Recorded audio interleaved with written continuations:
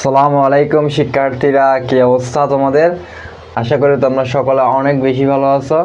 তো আজকের এই ভিডিওতে আমরা বিজ্ঞানের একটা গুরুত্বপূর্ণ অধ্যায় নিয়ে আলোচনা করব, সেটা হচ্ছে বয়ঃসন্ধিকাল। এটা কিন্তু খুবই গুরুত্বপূর্ণ একটা চ্যাপ্টার এবং তোমাদেরও কিন্তু এই টপিকটা সম্পর্কে পূর্ণাঙ্গ একটা ধারণা থাকতে হবে, না হলে কিন্তু হবে না। তো ভাইয়ার চ্যানেলটিকে এখনও যারা সাবস্ক্রাইব করে নেয় তাড়াতাড়ি সাবস্ক্রাইব করে দাও, আর যারা আমার আগে সাবস্ক্রাইবার আছে তারা একটা লাইক করে দাও। ওকে, তাহলে আমরা প্রথমত আলোচনা করব আজকে বয়ঃসন্ধিকাল নিয়ে। বয়ঃসন্ধিকাল, এখন ভাইয়া তোমাদের এই যে বয়সটা 9 থেকে 15 বছর পর্যন্ত, এটা কিন্তু একটা উপযুক্ত বয়স, বুঝতে পারছো? তো এই বয়সে কিন্তু তোমাদের শুরু হবে বয়ঃসন্ধিকাল।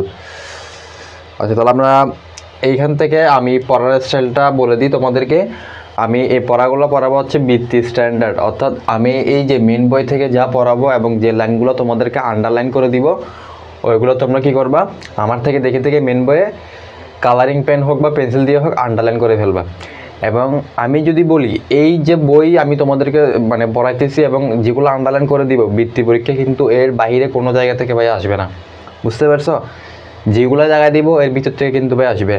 এবং তোমরা ওটা বিশ্বাস করো, বৃত্তি পরীক্ষা কিন্তু মেইন বইয়ের বাইরে কোনো কিছু দিবে না, তো যা দিবে কিন্তু মেইন বইয়ের ভিতরেই দিবে, বুঝতে পারছো? তো সমস্যা নাই, আমরা স্টার্ট করি।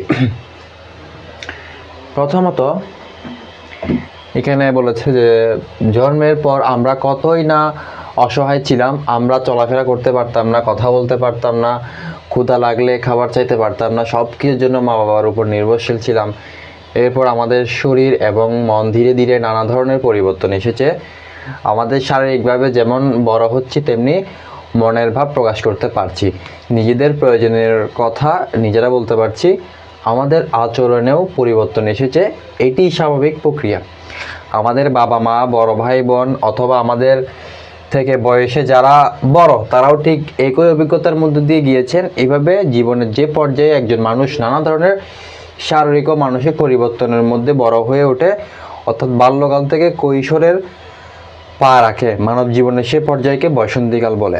এটা কিন্তু ভাই একটা গুরুত্বপূর্ণ লাইন, তোমরা আন্ডারলাইন করো। এই যে বাল্যকাল থেকে কৈশোরে পা রাখে, মানব জীবনের সেই পর্যায়কে কি বলে? বয়ঃসন্ধিকাল বলে। এগুলা তোমরা একটু নোট ডাউন করে রাখো, আর যদি পারো তাহলে এগুলো একটু খাতায় তুলে ফেলো, সমস্যা নেই, ভিডিওটা পজ করে।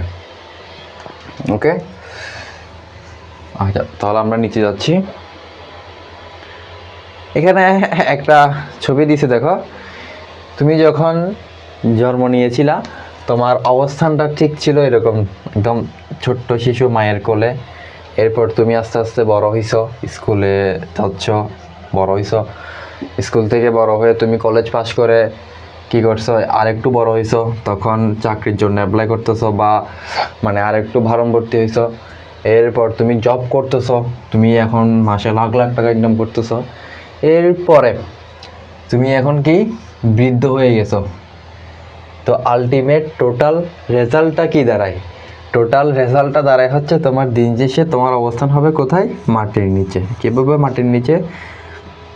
তুমি জন্ম নিছো, তুমি বড় হইছো, চাকরি করতেছো, বৃদ্ধ হইছো, দিন শেষে মারা যাওয়ার পর তোমাকে কবর দিবে কোথায়? মাটির নিচে। এটাই হচ্ছে মূল কথায়, যে এখানে দেখো মায়ের কোলে মানে কি? শৈশবকাল। তারপর এটা মানে কি? বাল্যকাল। এটা হচ্ছে কৈশোরকাল। এটা শৈশবকাল, এটা বাল্যকাল, এটা কৈশোরকাল, এটা হচ্ছে যৌবনকাল, এবং এটা হচ্ছে কি? বার্ধক্য। যেটাকে বলা হয় আমরা বুদ্ধা বলি, বুড়া। ক্লিয়ার? এখানে বলছে যে মানুষের জীবনের শারীরিক পরিবর্তনের ধারাবাহিক ধাপসমূহ মানুষের জীবনের শারীরিক পরিবর্তনের ধারাবাহিক ধাপসমূহ এবং শারীরিক বৈশিষ্ট্য চিহ্নিত করেন। তো এটা তেমন এত দরকার নাই। আচ্ছা, আমি এটা মুছে দিই।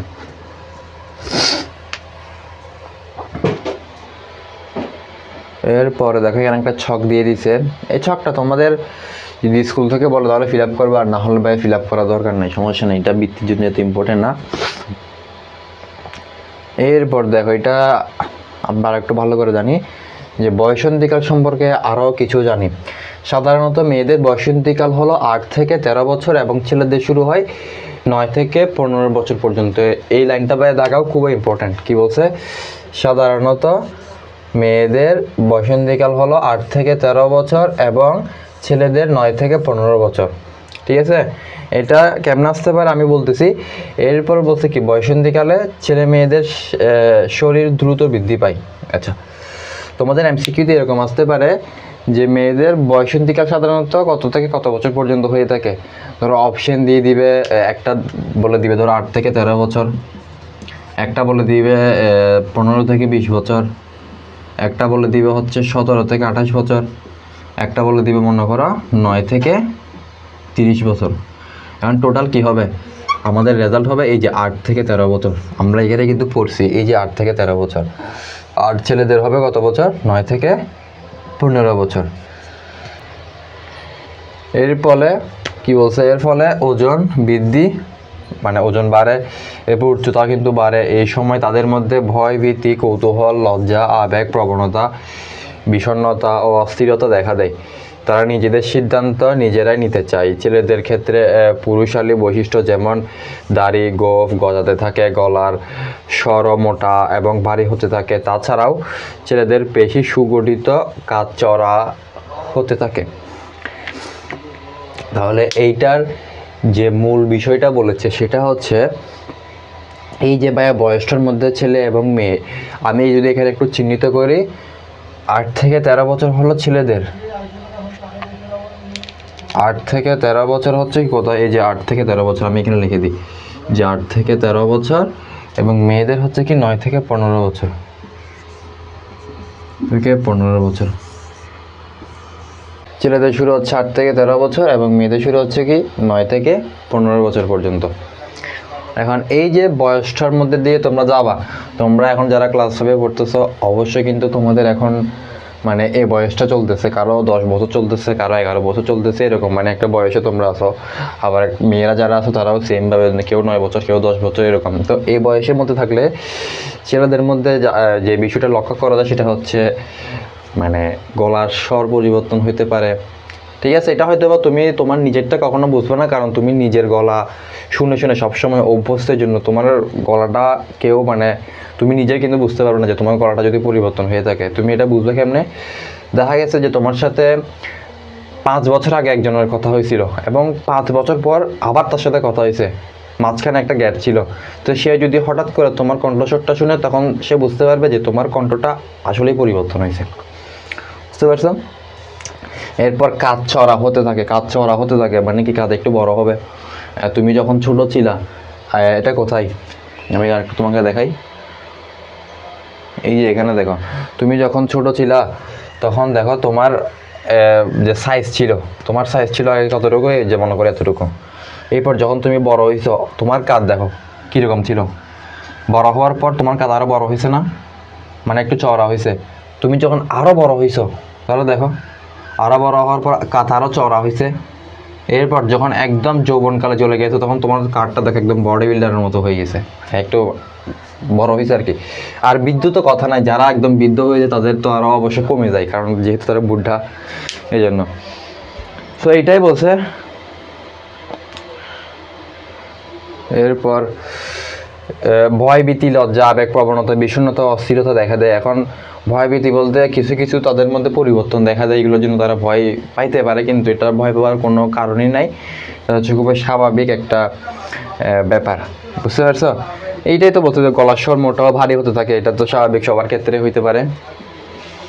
আচ্ছা, এরপরে দেখি ছেলেদের পেশি সুগঠিত, কাজ চড়া হতে থাকে। একইভাবে মেয়েদের ক্ষেত্রে কিছু পরিবর্তন দেখা যায়, তাদের শরীর কিছুটা ভারী হতে থাকে এবং মেয়েলি বৈশিষ্ট্যগুলো বেশি প্রকাশ পেতে থাকে। এই সময় ছেলে এবং মেয়ে উভয়ের মুখে ব্রণ দেখা দিতে পারে, তাছাড়া শরীর অনেক বেশি ঘামতে পারে।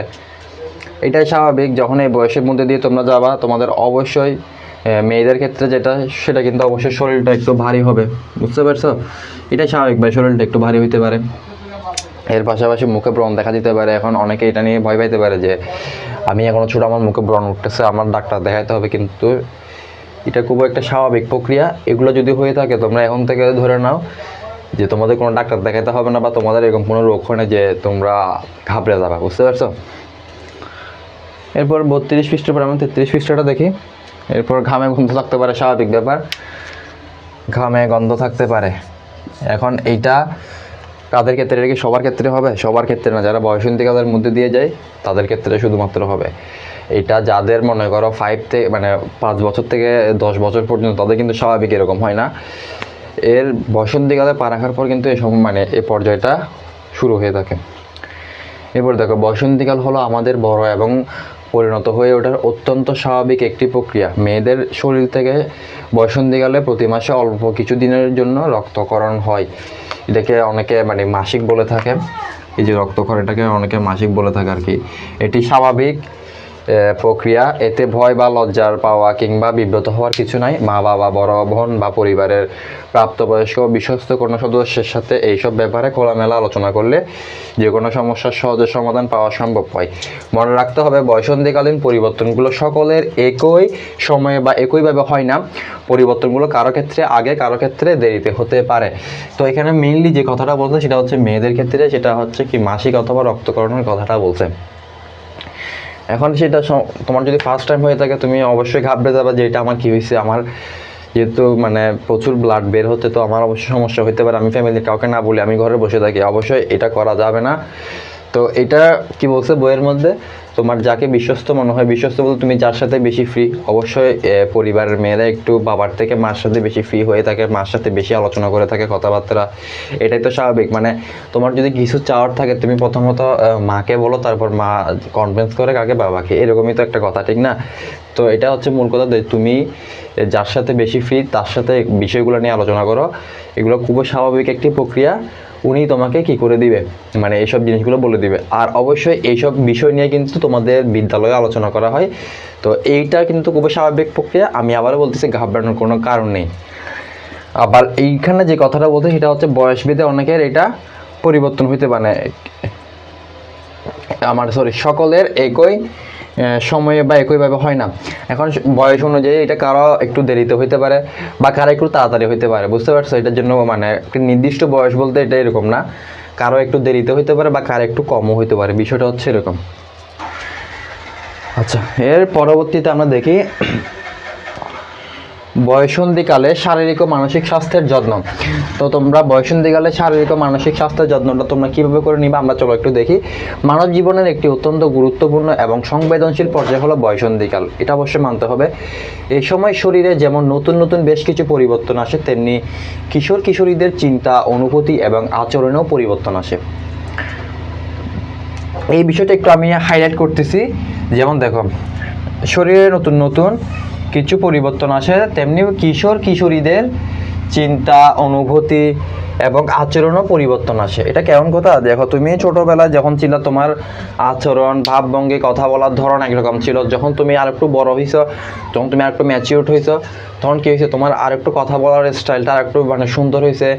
কোথায় গেলে কি করতে হবে, মানে তুমি ধরো আগে ছোটোবেলায় যখন কোনো একটা মেহমানের বাসায় বেড়াতে যাইতা, তুমি এদিক ওদিক ছোটাছুটি করতা।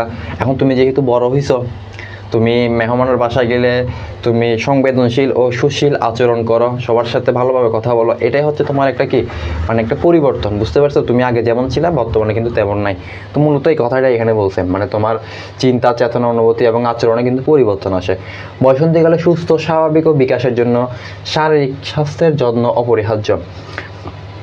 এখন এই বয়সে তোমার অবশ্যই সুস্থ, স্বাভাবিক বিকাশের জন্য শারীরিক যত্ন অবশ্যই প্রয়োজন হবে। এই সময় কিশোর কিশোরীদের মধ্যে আবেগ প্রবণতা, ভয়ভীতি এবং লজ্জা কাজ করে এবং ঘন ঘন মেজাজের পরিবর্তন হয়। ঘন ঘন মেজাজের যে বিষয়টা, আমি এটা একটু হাইলাইট করতেছি। অনেকে ধরো এই বিষয়টা মানে যেহেতু এই বয়সটার মধ্যে দিয়ে পা রাখে, তারা একটু নিজেকে অনেক বড় মনে করে। তো ফ্যামিলি ধরো কোনো একটা কাজ করতে বলছে, যেমন তোমাকে মা বলছে মনে করো উপরে গিয়ে ছাদে কাপড়গুলো একটু শুকাতে দিয়ে, মানে তুমি বললে আমি পারবো না, আমার দ্বারা এগুলো সম্ভব না, মানে একটু মেজাজ দেখাবে আর কি। তো মূলত এই কথাটাই বলছে এখানে।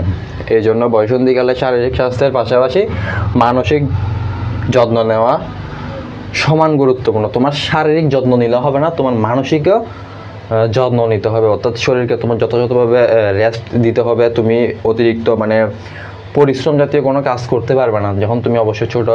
তুমি অতিরিক্ত রাত জাগতে পারবে না, তোমার যাতে মানসিক প্রেশারটা না আসে, বুঝতে পারছো? তোমার অবশ্যই এই দিকটা খেয়াল রাখতে হবে। আচ্ছা, তারপর আমরা আরো নিচের দিকে যাই। এর পাশাপাশি উপরে কি আরো কিছু বলছে? আচ্ছা না, এখানে কি বলছে শরীর সুস্থ থাকে, তাছাড়াও নিয়মিত শরীরচর্চা খেলাধুলা করলে এবং নিজের কাজগুলো যদি নিজে করলে শারীরিক সুস্থতার পাশাপাশি মনও ভালো থাকে। এখানে একটা কথা বলছে, সেটা কি নিজের কাজ হচ্ছে নিজেকে করতে বলছে। এখন এটা ছোটোকাল থেকে যখন তোমরা বিদ্যালয়ে যাও, তোমাদের ম্যাক্সিমাম কাজগুলো কিন্তু তোমাদের মায়েরা করে থাকে। তোমাদের ব্যাগ গোছানো থেকে শুরু করে হতে তোমাদের টিফিন বক্স ব্যাগে ঢোকানো, তারপর তোমাদেরকে রেডি করে দেওয়া, সম্পূর্ণ দায়িত্বটা কিন্তু মায়েরই হয়ে থাকে এবং এর সম্পূর্ণ কর্তব্যটা পালন করে কিন্তু মানে মা। তো এই কাজটা তোমরা করবে না, তোমরা যেহেতু একটা নির্দিষ্ট বয়সে পা রাখছো ভাইয়া, তোমাদের নিজস্ব যে কাজগুলো তোমরা যেগুলো নিজে করতে পারো এগুলো সম্পূর্ণ তোমাদের নিজে করতে হবে। যেমন পড়তে বসা, এরপর হচ্ছে নিজের হোমওয়ার্ক নিজে করা, তারপর নিজের ড্রেস মানে নিজে পরা, নিজের ব্যাগ রাতে নিজে আগে থেকে গুছিয়ে রাখে, এইসব কাজগুলো হচ্ছে তোমরা নিজেরা করবা। এরপর বসন্তকালে শারীরিক ও মানসিক স্বাস্থ্যের যত্ন নেওয়ার উপায় সম্পর্কে আমরা আরও কিছু জানি। বসন্তকাল আমাদের জীবনে খুবই গুরুত্বপূর্ণ সময়, কারণ এটি আমাদের শারীরিক এবং মানসিক স্বাস্থ্য বিকাশের সময়। এই সময় সুষম এবং পুষ্টিকর খাদ্য খুবই প্রয়োজন। তোমাদের শারীরিক এবং মানসিক স্বাস্থ্য বিকাশের সময় সুষম পুষ্টিকর খাদ্য খুবই প্রয়োজন। সুষম এবং পুষ্টিকর খাদ্য কী কীগুলো আমরা একটু নিচে জানতেছি। বসন্তকালে যেহেতু শারীরিক বৃদ্ধি দ্রুত হয়, এই জন্য মাছ, মাংস, ডিম, দুধ, ডাল, প্রোটিন সমৃদ্ধ খাবার নিয়মিত খেতে হয়। কী বলছো ভাই, এগুলো একটু আন্ডারলাইন করো। মাছ, মাংস, ডিম, দুধ, ডাল ইত্যাদি প্রোটিন সমৃদ্ধ খাবার নিয়মিত খেতে হবে। যেহেতু তোমার এই যে বয়সটা, তুমি যদি তোমার শরীরের মধ্যে পর্যাপ্ত পরিমাণে পুষ্টি বা এনার্জিটাও পরিমাণে তুমি দিতে না পারো, বা তোমার এখন শরীর যেটা দরকার তুমি যদি এটা দিতে না পারো, তাহলে তোমার শারীরিক বৃদ্ধি বা মানসিক বিকাশটা তোমার মানে ওই পরিমাণে হবে না, এটাই বোঝানো হয়েছে। তোমার এই বয়সের মধ্যে এখন শরীরের বেশি দরকার পুষ্টিকর খাবার, শরীর মানে গঠন বৃদ্ধির জন্য, মানসিক বিকাশের জন্য। মানে এই যে পুষ্টিগুলো খুবই দরকার, সেটা হচ্ছে কি মাছ, মাংস, ডিম, দুধ, ডাল ইত্যাদি প্রোটিন সমৃদ্ধ খাবার নিয়মিত খেতে হবে। ভাত, রুটি ইত্যাদি শর্করা ও চর্বি যেমন তেল, ঘি দিয়ে তৈরি খাবারও প্রয়োজন। কি বলছে, এগুলো একটু আন্ডারলাইন করো ভাইয়া। ভাত, তারপর রুটি ইত্যাদি শর্করা ও চর্বি যেমন তেল, ঘি দিয়ে তৈরি খাবারও খাওয়া প্রয়োজন। এরপর তাছাড়াও বিভিন্ন প্রকার ছোট ছোট মাছ যেমন মলা, ঠেলা ইত্যাদি বিভিন্ন রঙিন শাকসবজি এবং বিভিন্ন রকমের ফল খেতে হয়। তো তোমরা শুধু এই যে দুধ, ডিম এগুলো খাইলে হবে না, তোমাদের এর পাশাপাশি কিন্তু ভাই শাকসবজি, ছোট মাছ এগুলো কিন্তু খেতে হবে। অনেকে কিন্তু এগুলো করতে চায় না। তো এখন থেকে যে ভিডিওটা দেখতেছো অবশ্যই কিন্তু তোমাদের এই বিষয়টা লক্ষ্য করতে হবে ভাইয়া। আচ্ছা, এরপর এখন দেখো কি কথাটা বলছে আমাদের এখানে। অতিরিক্ত ভাজা পোড়া খাবার, কোমল পানীয়, বাইরের তৈরির খাবার, জাঙ্ক ফুড যেমন চিপস, বার্গার, পিৎজা, চকলেট, মিষ্টি জাতীয় খাবার ইত্যাদি অবশ্যই বর্জন করতে হবে। এইসব খাবারে প্রচুর অস্বাস্থ্যকর চর্বি ও চিনি থাকে। এইসব খাদ্য গ্রহণে স্থূলতা, হৃৎপিণ্ডের রোগ, অল্প বয়সে ডায়াবেটিস আক্রান্ত হওয়ার ঝুঁকি থাকে। এটা কি ভাই তোমরা বুঝতে পারছো অতিরিক্ত কি বলছে? এটা তোমরা এই লাইনটা সম্পূর্ণটা ভাই দাগাই ফেলো, এটা কিন্তু গুরুত্বপূর্ণ আছে। কি বলছে, অতিরিক্ত ভাজা পোড়া। অতিরিক্ত ভাজা পোড়া বলতে মানে তেলের জিনিসের যে ভাজা পোড়াগুলো হয়ে থাকে, যেমন লাইক আমি যদি বলি তোমার এই সিঙ্গারা বলতে পারো, সমোসা বলতে পারো, আরও আদার যে তেলে ভাজা নাস্তাগুলো আছে অতিরিক্ত তেলে ভাজা, এগুলো তোমরা মানে খাবা কিন্তু বেশি পরিমাণে খাবা না, অর্থাৎ সপ্তাহে 1 বা 2 দিন এভাবে করে খাবা। প্রতিদিন রেগুলার যদি তোমরা প্রতিদিন যদি এগুলো তোমরা খেয়ে থাকো তাহলে অবশ্যই শরীরে কিন্তু একটু সমস্যা হইতে পারে অল্প বয়সে। দেখো তারপর হচ্ছে কোমল পানীয়। বুঝতে পারছো, কোমল পানীয় বলছে মানে এটাকে আমরা কোক বলে থাকি।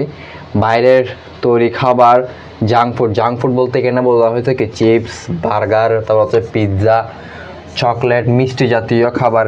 এগুলো সাধারণত পোলাপাইনরা কী করে, যখন বিদ্যালয়ে যাওয়ার আগে মায়েরা কিনে দেয়। এর পাশাপাশি হচ্ছে বিদ্যালয় থেকে আসার সময় মায়েরা কিনে থাকে। তো সবগুলো কিন্তু বাহিরের তৈরির খাবার, এগুলো কিন্তু জাঙ্ক ফুড, এবং এগুলো যদি অতিরিক্ত পরিমাণে তুমি খাও, বিশেষ করে মিষ্টি জাতীয় খাবার, তাহলে তোমার অবশ্যই ডায়াবেটিসে আক্রান্ত হওয়ার ঝুঁকি আছে। বুঝতে পারছো?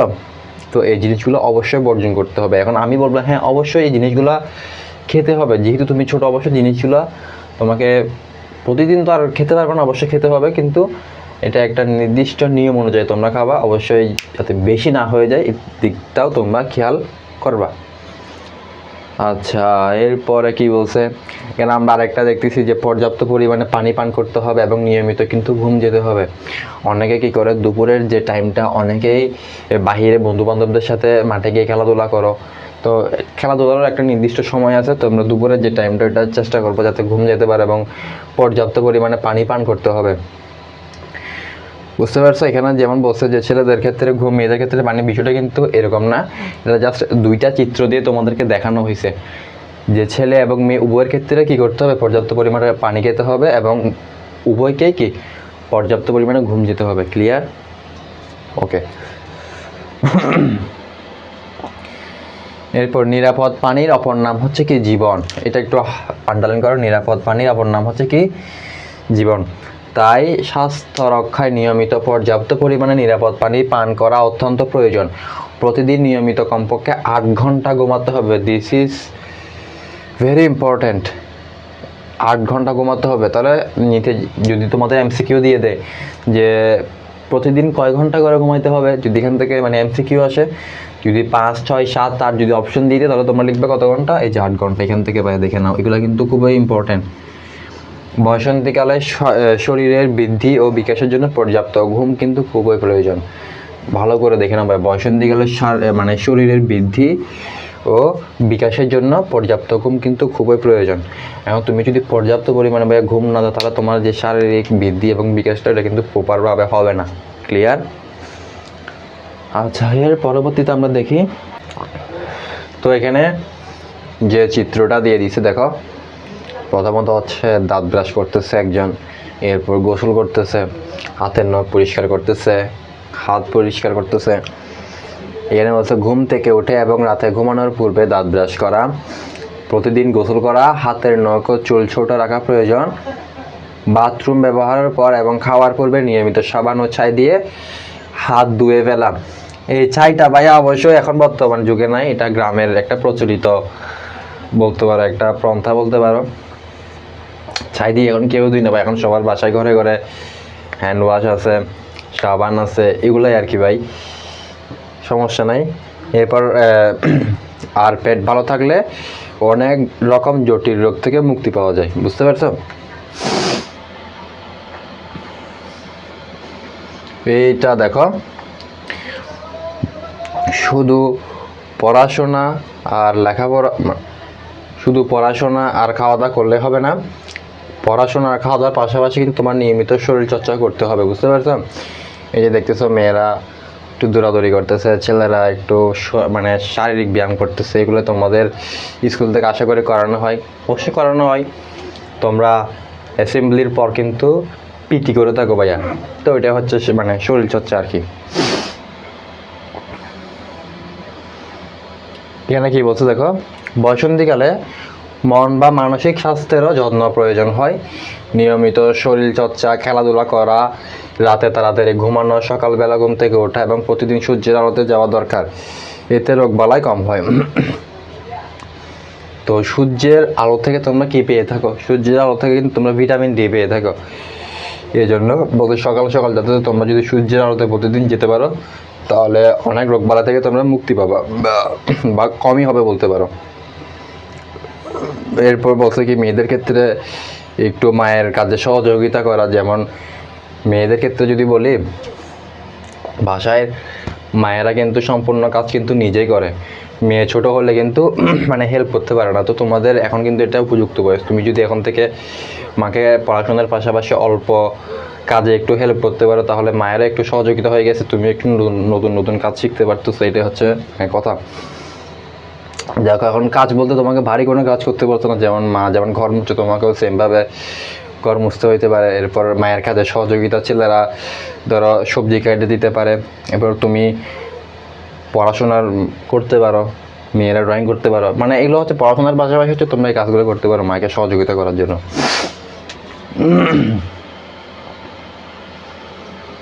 এরপরে কি বলছে, নিজের বিছানা নিজে গোছানো এবং নিজের পড়ার টেবিল গুছিয়ে রাখা হয়েছে ভাই, তোমাদেরকে বলছি মানে নিজের কাজ সম্পূর্ণটা নিজে করা।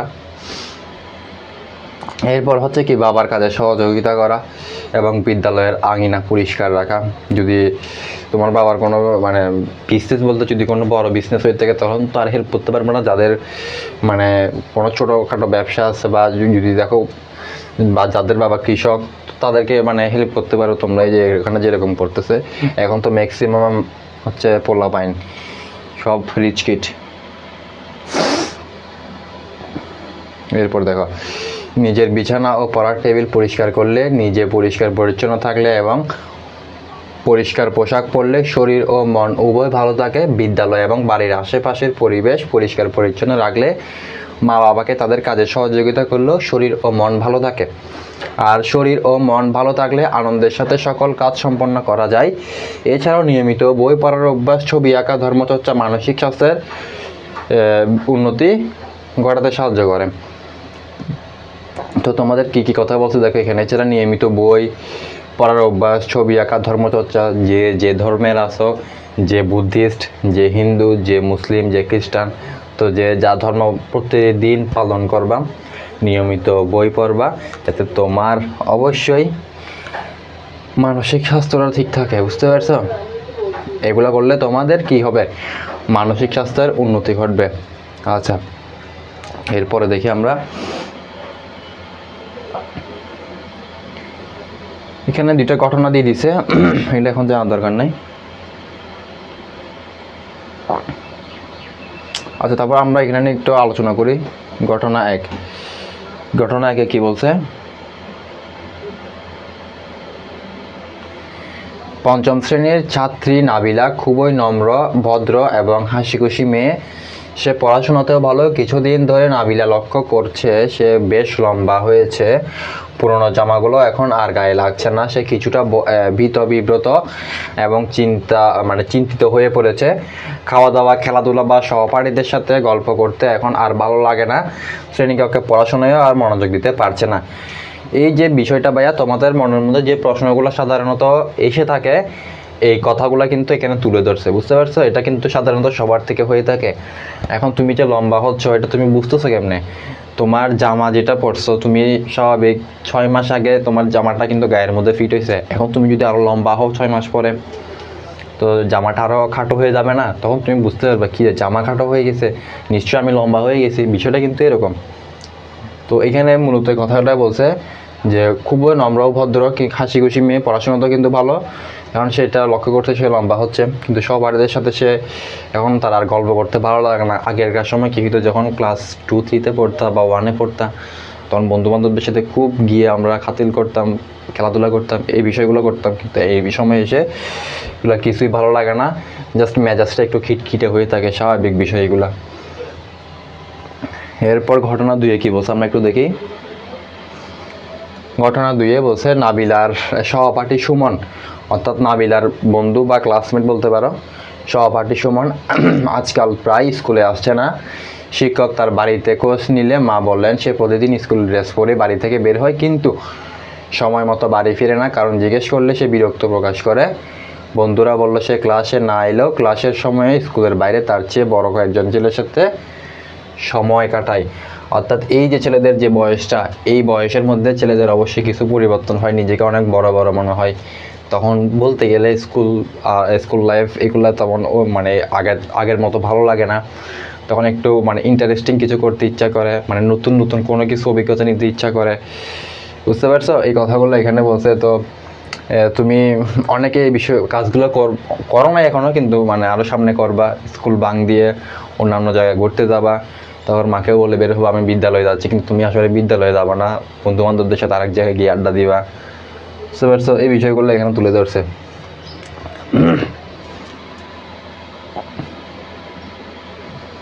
এরপর বয়সন্ধিকালে সুস্থ, সুন্দর ও স্বাভাবিক জীবন গঠন সম্পর্কে আরও কিছু জানি। বয়সন্ধিকালে আমরা যে শারীরিক এবং মানসিক পরিবর্তনগুলো অনুভব করি সেগুলো নিয়ে আলোচনা করলে অনেক সমস্যা সহজে সমাধান করা সম্ভব, সুস্থ থাকা যায়। এই জন্য পরিবারের দাদা দাদি, নানা নানি, মা বাবা, বড় ভাই বোনের সাথে পরিবর্তনগুলো নিয়ে খোলা মনে আলোচনা করলে তারা আমাদের প্রয়োজনীয় সাহায্য সহযোগিতা করতে পারেন। অনেক সময় সামাজিক যোগাযোগ মাধ্যম ইন্টারনেট থেকে প্রাপ্ত তথ্য নির্ভরযোগ্য হয় না বা সেগুলোতে ভুল থাকতে পারে। এই জন্য প্রয়োজনে বাবা মা, বড় ভাই বোন বা পরিবারের বিশ্বস্ত কোনো সদস্যদের সহায়তায় নিকটস্থ কোনো স্বাস্থ্যকেন্দ্রে গিয়ে স্বাস্থ্যকর্মীর সাথে কথা বলে পরামর্শ নেওয়া যেতে পারে। শিক্ষকের সঙ্গেও আলোচনা করা যায়। অর্থাৎ তোমার যদি একটা কোনো পরিবর্তন দেখা দেয় ছেলেদের ক্ষেত্রে হোক বা মেয়েদের ক্ষেত্রে হোক, সাধারণত এখন যেহেতু ডিজিটাল যুগ, পোলাপাইনরা কী করে মানে কোনো কথায় মা বাবার সাথে শেয়ার করতে চায় না। তারা সবসময় কী করে মানে ফোনে হোক বা অন্য জায়গায় হোক এটা আলোচনা করে। বিশেষ ক্ষেত্রে তো কারণ সবার ঘরে ঘরে কিন্তু ফোন আছে, তো কেউ গুগলে গিয়ে সার্চ করে মানে তোমার যে সমস্যাটা হয়েছে এটার একটা সমাধান কি, অথবা ইউটিউবে বিষয় সম্পর্কে সার্চ করে। তো এখানে যে কথাটা বলছে, আমরা বিভিন্ন মাধ্যম থেকে যে তথ্যগুলো পেয়ে থাকি মানে মোবাইলের মাধ্যমে, এগুলো অনেকাংশে কিন্তু মানে ফেকও হইতে পারে, মানে গুজবও হইতে পারে। তো এইগুলা সরাসরি আলোচনা করলে তোমাকে আরও বেটার রেজাল্ট দিতে পারে। মানে তোমার ফ্যামিলির সাথে, যেমন মা বাবা দাদা, তুমি যার সাথে এটা ফ্রি মনে করো তার সাথে আলোচনা করবে। বুঝতে পারছো? এই বিষয়টা এখানে তুলে ধরা হয়েছে।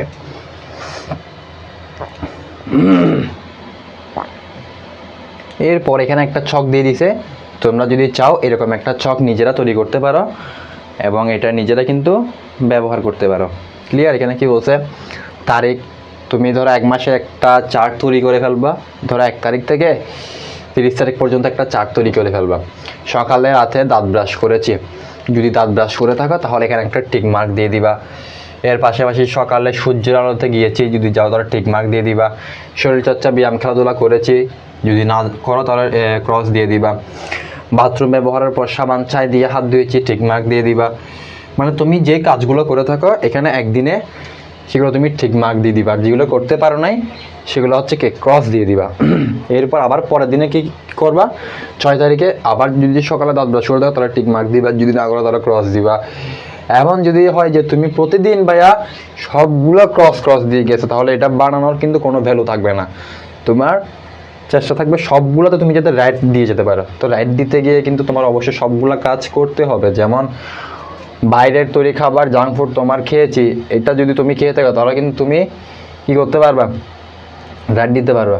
আর যদি না খাও তাহলে কিন্তু ক্রস দিতে পারবে। বুঝতে পারছো? গোসল করেছি, রাইট দিবা, আর না করলে ক্রস দিবা। তো এই বিষয়গুলো তুমি খেয়াল করে করে দেখবা। যদি করতে ইচ্ছা করে তোমরা নিজেরা চাইলে এরকম একটা ছক তৈরি করতে পারো খাতা দিয়ে। এগুলো জাস্ট মার্জিন করে সুন্দর করে করতে পারো, সমস্যা নেই। আচ্ছা, তো আমরা এখন এই যে অনুশীলনী প্রায় অর্ধেক শেষ করে ফেলছি। তা আমাদের মূল আলোচনার বিষয় ছিল আজকের এই যে বিষয়টা।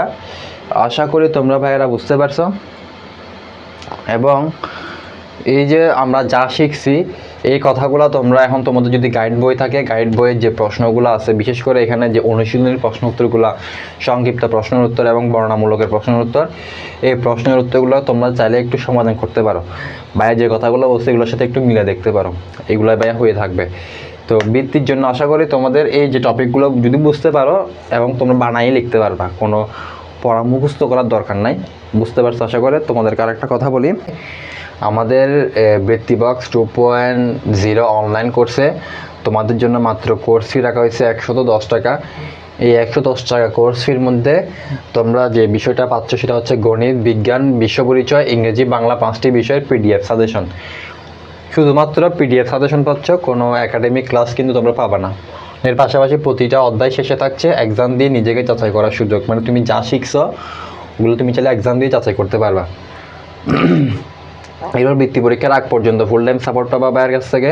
পরীক্ষার ভালো রেজাল্ট করার জন্য থাকছে কি মানে স্পেশাল গাইডলাইন, তুমি কীভাবে করে পড়লে তোমার বৃত্তি পরীক্ষা ভালো হবে, তুমি ভালো রেজাল্ট করবা, এই সম্পর্কিত গাইডলাইন। সপ্তাহে 2 দিন কথা বলার সুযোগ, শুক্রবার এবং শনিবার চাইলে তোমরা তোমাদের একাডেমিক যে আলোচনাগুলো আছে বা সমস্যাগুলো আছে এগুলো নিয়ে ভাইয়ের সাথে কথা বলতে পারো। রাত 9টা থেকে 10টার ভিতর সম্পূর্ণ কোর্স বৃত্তি পরীক্ষার স্পেশাল প্রস্তুতির জন্য মাত্র 110 টাকায়। তো তোমরা যদি চাও শুধুমাত্র পিডিএফ সাজেশনগুলো নেওয়ার জন্য, পিডিএফ বলতে তোমাদের একটা ফাইল দিয়ে দেওয়া হবে। ওই ফাইলের মধ্যে তোমরা মানে A to Z বিস্তারিত সবগুলো আলোচনা পেয়ে যাবা। ওই পিডিএফটা কালেক্ট করলে তোমরা আর বাড়তি কোনো কিছু পড়তে হবে না। ওইখান থেকে তোমাদের বলতে গেলে বৃত্তি পরীক্ষায় সবগুলো কমন চলে আসবে ইনশাল্লাহ। তো তো এভাবে তোমাদেরকে যা ভেঙে ভেঙে পড়াইছি, যদি এভাবে তোমরা বুঝতে পারো আর কোনো সমস্যা হবে না। জাস্ট ভর্তির জন্য বা বিস্তারিত জানার জন্য আমার নিচের এই হোয়াটসঅ্যাপ নাম্বারে যোগাযোগ করতে পারো অথবা ডিরেক্ট কল দিতে পারো। আশা করি বুঝতে পারছো। দেখা হচ্ছে পরের ভিডিওতে। সবাই ভালো থাকবা, সুস্থ থাকবা। আল্লাহ হাফিজ।